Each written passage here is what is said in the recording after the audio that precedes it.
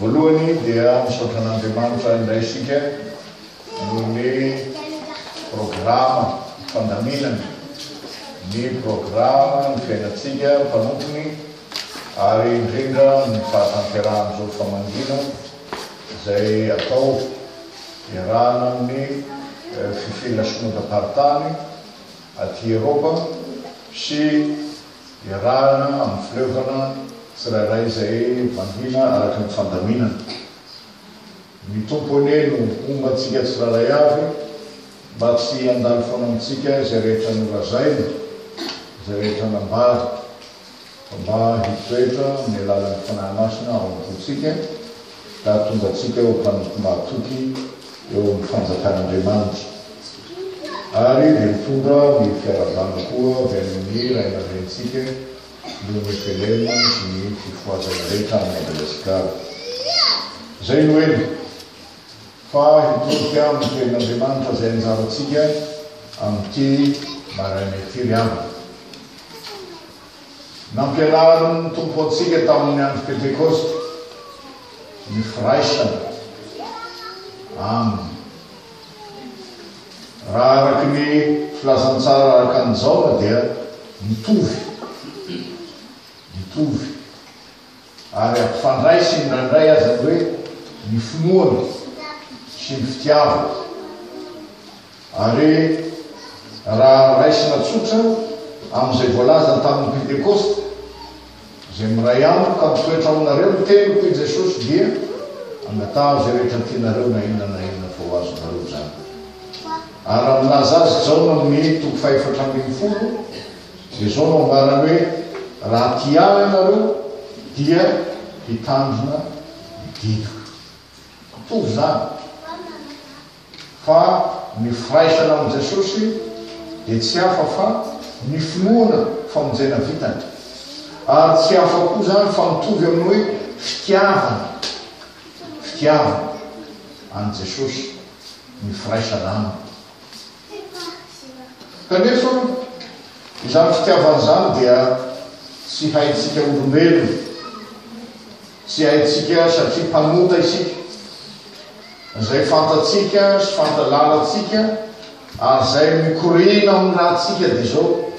ny fitiavan-tena mandrakariva. Tsy haitsika ny tian'Andriamanitra ary zany mampianariny Jaona apôstôly antsika ny hoe isika tia satria izy efa tia antsika taloha. Izy efa tia antsika taloha. Tsy ny nitiavantsika an'Andriamanitra fa ny nitiavany antsika tamin'ny rano zanany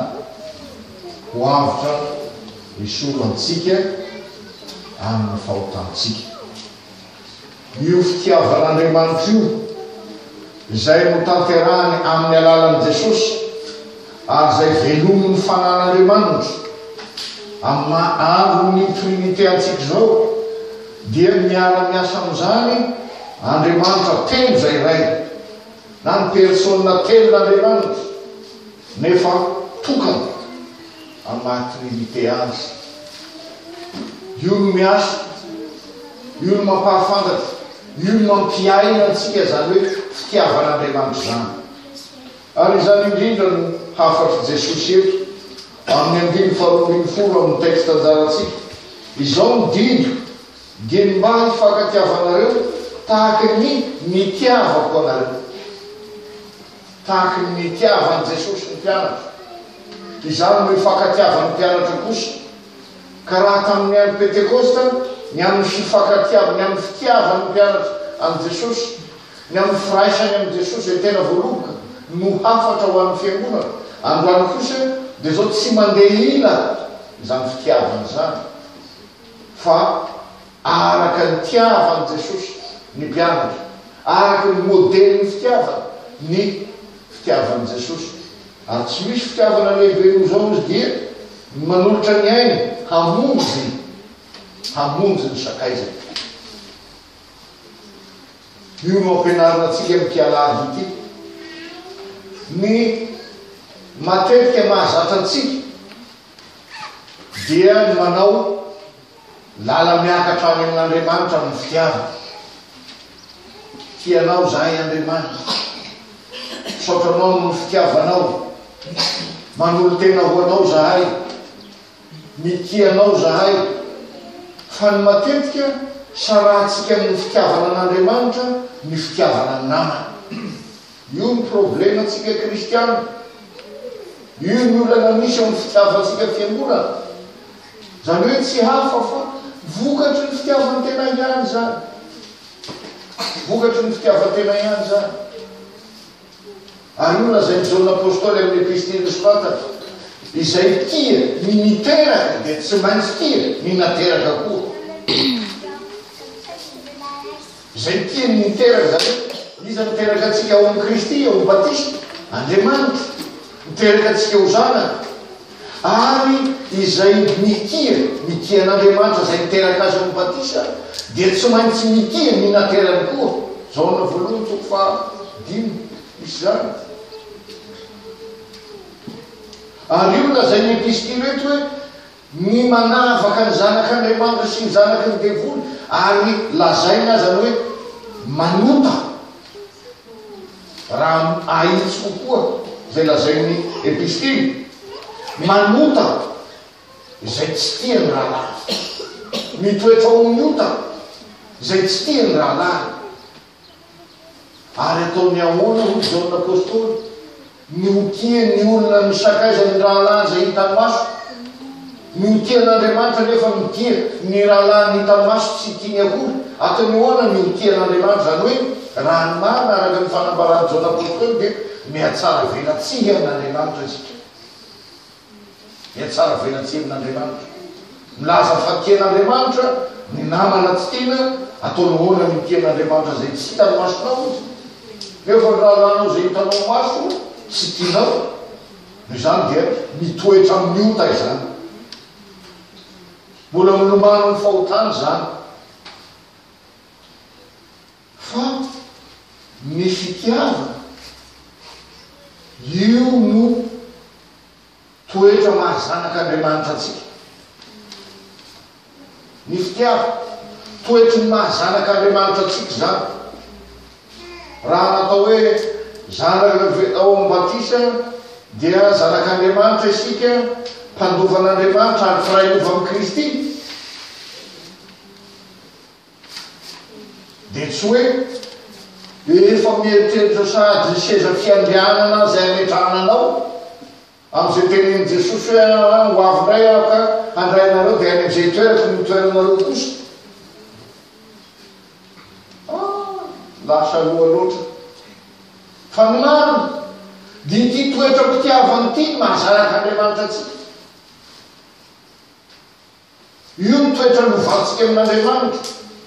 Marina fa andovany lanitra tsika, andova fiaina mandrakizay, fa ity aloha ny tsy maintsy iainanao sy velomanao eto amin'izao tontolo zao, eto amin'ity tany izay ametrahan'Andriamanitra anao ity. Ary eto Jesosy dia manafitra ny mpianatra.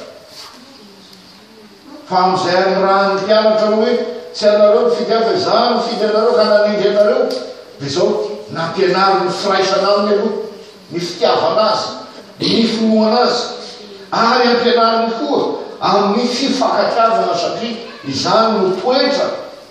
ahafantaran'ny olona fa mpianatra nareo raha mifankatia. Ambarany filazantsara zao zany. Ka noho izany raha tia andova lanitra, raha tia andova fiainana mandrakizay, raha miala eto dia zao tsy maintsy miaina amin'ny fitiavan'Andriamanitra, mitomoera amin'ny fitiavako i Jesosy, mitomoera amin'ny fitiavana zay mitandrina ny didy dia mitoetra amin'ny fitiavana. Ary ina ny didin'Andriamanitra, ina ny didin'i Jesosy, didy vaovao no meko anareo dia mba hifankatiavanareo, aoko ho tahaka ny tiavako anareo mba hifankatiavanareo kosa.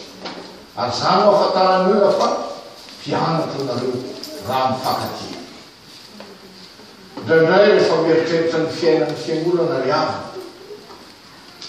indraindray rehefa mieritreritra ny fiainan'ny kristiana ao anatin'ny trano fiangonana anankiray, ny firaisany mino na ny olona zay voatendry hanana anjara andraikitra ao amin'ny fiangonana,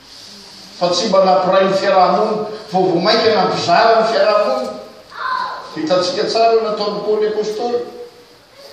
tamin'izy mbola tsy nandray ny fanavozan'ny fanahy masina, nampiady zay rehetra niantso ny anaran'i Kristy, zay mivavaka amin'ny anaran'i Kristy, zay tsy mitovy amin'ny hevitra aminy, zay tsy mahatanjona ny lalàna, dia zao ampahorina. Zany ny vokatry ny fampianaran'ny rabi-jiosy. Ary io no tenen'i Jesosy eto fa tsy mampanakaiky ianareo amin'Andriamanitra ny fampianarana zay voatolotry ny razana aminareo, ary tsy mampisy fifankatiavana sy fiarahamonina tonga lafatra eo amin'ny samy jiosy ny fampianaran'ny rabi-jiosy, fa vao mainka nanakotana ny fiarahamonina.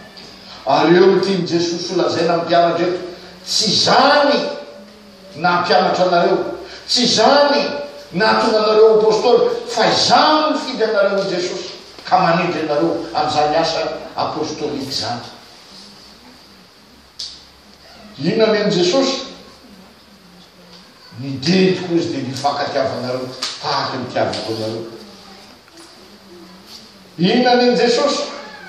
Natao ho sakaizany, fa dia naneny zay nanenjika azy izay nanombo azy amin'ny azo fijaliana, ary isika noho ny fahotantsika dia nanombo any Kristy teo amin'ny azo fijaliana, dia natao ho sakaiza. Natao ho sakaiza. Ary tsy vita hoe natao ho sakaiza, ho ina lazainy amin'ny jaona toko 4:4, izay nino ozy niasa ataoko no ataony koa, ary anao asa lehibe no zany satria izaho makany amin'ny raiky ametrahany adidy sy andraikitra fitokisana lehibe. Zany sakaizany zany io,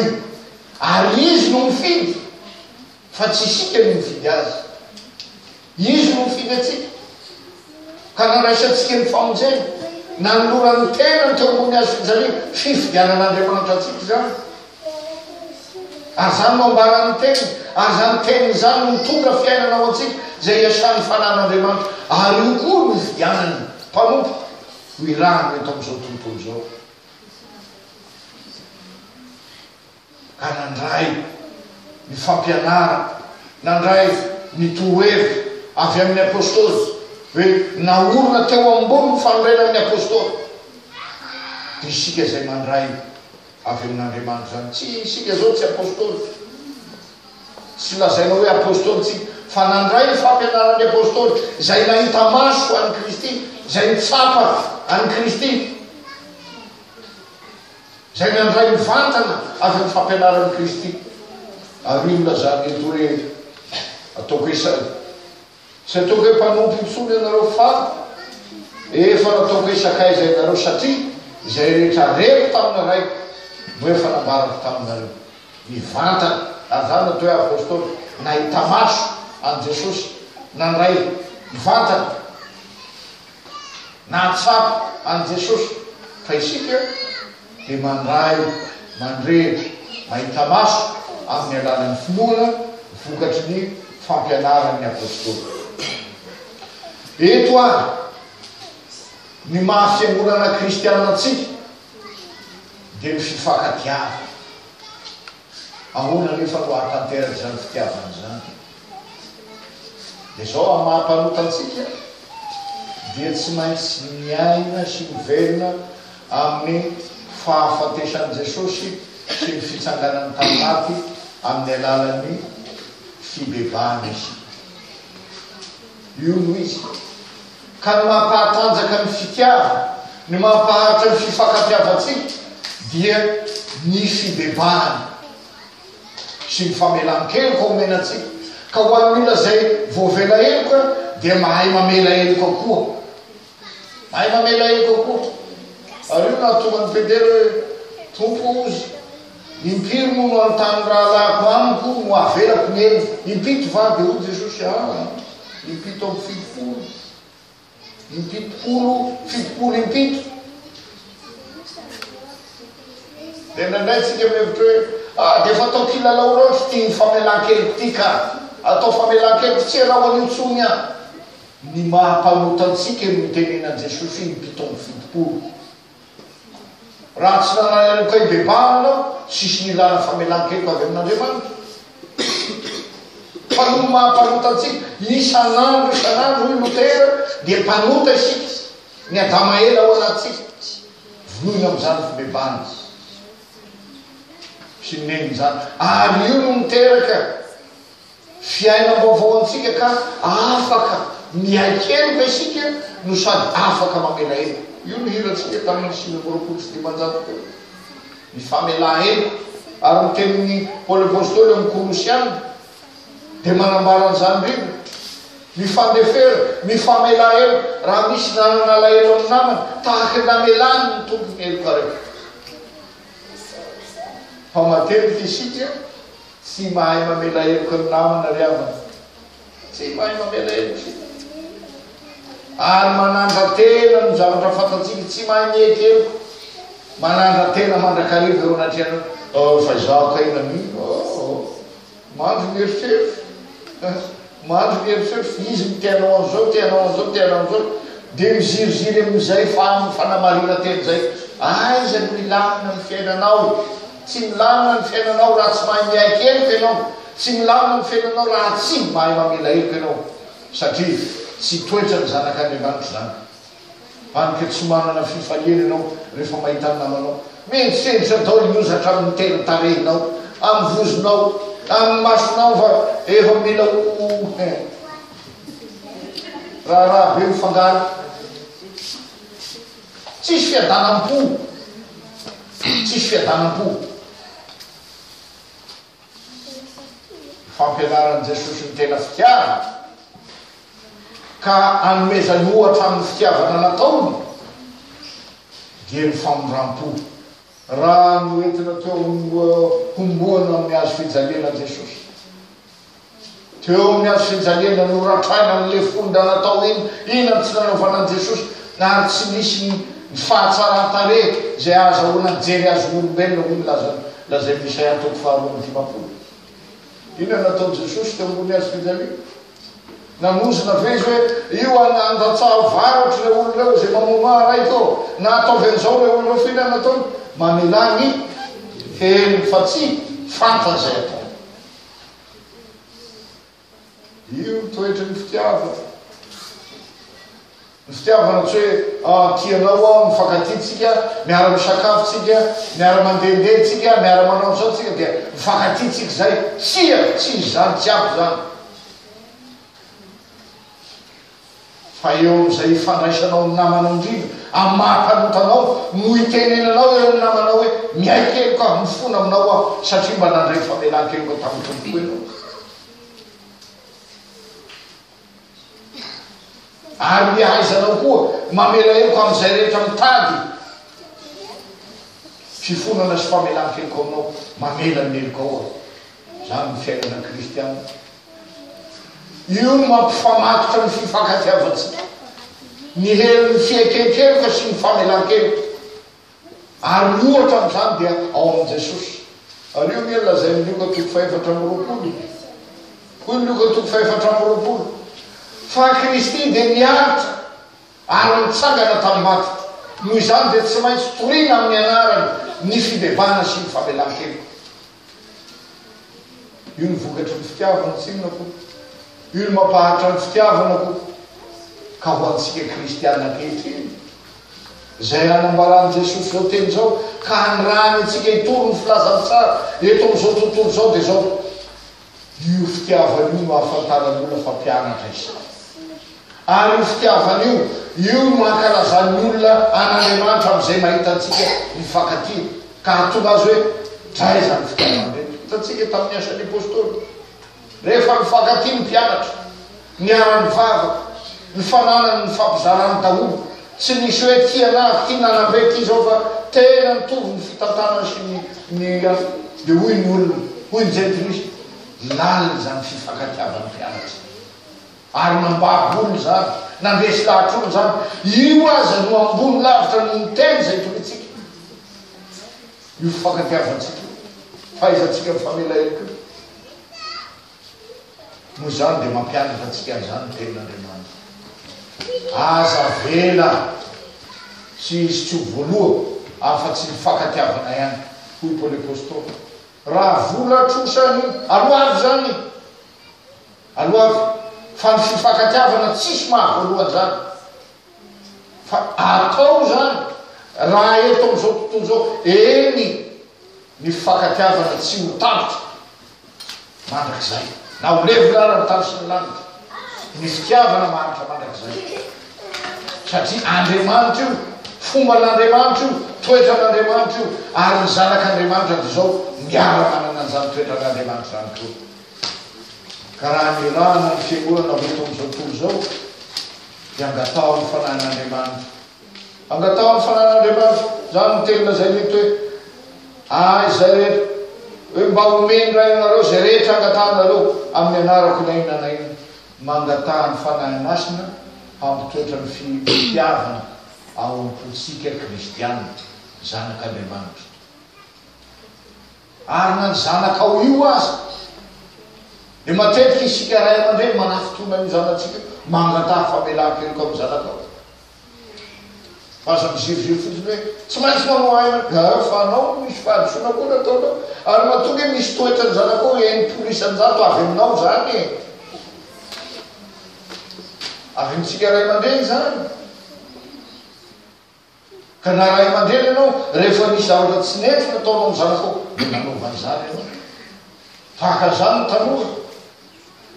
tanora te hanana ny fahaleovantenany liberté hoy tsika tsy mirahana azy ray aman-dreny tsy mirahante mampalahelo ary fampianarana moa de hoe rehefa mikapoka anao ray aman-dreninao na mitezitra anao de toleo izy de any amponja fampianarana de amin'ny daholo zany fa tsy zany neny Jesosy fa ianao zanaka manajany rainao sy ny reninao mba hita sosio maro andro ambony tany ianao zay ataonao amy ray aman-dreninao ataony zanakao aminao koa io mampaharitra azy mangataha famelan-keloka amy rainao amy reninao ary mahay zany ray aman-dreny mamela eloko ny zanaka misy ame ray aman-dreny de ariko tsy ho zanako tsony ianao de any amy mairie ty tsy izy tsony ty tsy mpandova tsony ty zany no ataontsika matety fa ny fampianarana atsika ampaharitra ny fitiavana kristianina de ny fahaizana miaikeloka sy ny mamela eloko no zany de ampianary ny tenin'Andriamanitra atsika zany hoy Jesosy hoe zao no teny de mba hifankatiavanareo tahaky ny tiavako anareo manana fo mandefitra manana faondram-po manana fitiavana tahaka an'izay tiavany Jesosy antsika nandray io testamenta taloha hoe tiavana namanao tahaka ny tenanao io ny hoytsika tsy misy fotokely namany tahaka ny tenanao vinanao viana tiako kokoa ny tenako io fomba fitenitsika malagasy hoe raha maty aho matesa raha havana zay fitenitsika malagasy raha ho faty aho matesa raha havana aleo izy olo maty aloha tsy fitiavana fitiavana teny zany hoy ny teny zany apôstôly hoe zao no ahafantaratsika ny fitiavana de izy nanolotra ny aina hamonjy atsika ary isika koa zay zanak'Andriamanitra de tokony hanolotra ny antsika hamonjy ny rahalahy zao no voalohany toko fahatelo misy am'zany no zany aza tia miteny na amin'ny lela fa miasa sy ny maro ampiaro ny fiainanao zany fitiavany zany famonjena sy fanaovana soa namanao zany ampiaro zany aza tenenina fotsiny ary io lazay ny Jakobo hoe raha misy miteny amin'ny namany hoe fiadanana ka tsy omeny azy mba hanana ny fiadanana tsy mahasoa koa zany fa ny fitiavana de manao soa ny hafa manao soa ny namany ary tsy mba mitady ny azy fa mitady zay hafaly zay alatsarana namana manakare voninahitra ao n'Andriamanitra resana ka fanahy masina zay tramitalohandrerako mandrak'izay raisy ny fitahira fahasoavan'i Jesosy Kristy tompo sy ny fitiavan'Andriamanitra ray azy ny raisana amin'ny fanahy masina amintsika rehetra ny etra am'izao ko mandrak'izay amen